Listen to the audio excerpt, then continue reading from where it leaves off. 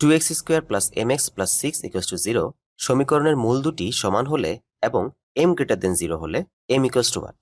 আমরা জানি যে একটি দ্বিঘাত সমীকরণ যদি হয় ax² plus bx plus c equals to 0 তাহলে এর মূল নির্ণয় সূত্র হচ্ছে -b plus minus root over b² minus 4ac divide by 2a, যার মধ্যে b² মাইনাস 4ac এটিকে বলা হয় নিশ্চায়ক, এবং এই নিশ্চায়কের মান যদি শূন্য হয় অর্থাৎ b² মাইনাস 4ac মান যদি শূন্য হয় তখনই কেবলমাত্র এই সমীকরণের মূল দুটি পরস্পর সমান হয়ে যায়।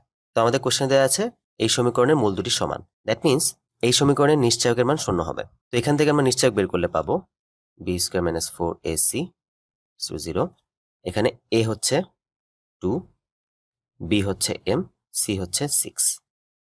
তো এই মানগুলো বসালে পাবো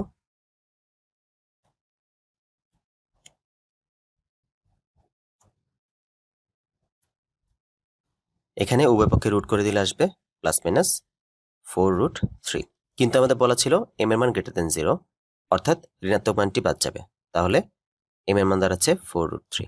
দ্যাট মিন্স কারেক্ট অ্যান্সার ক 4√3।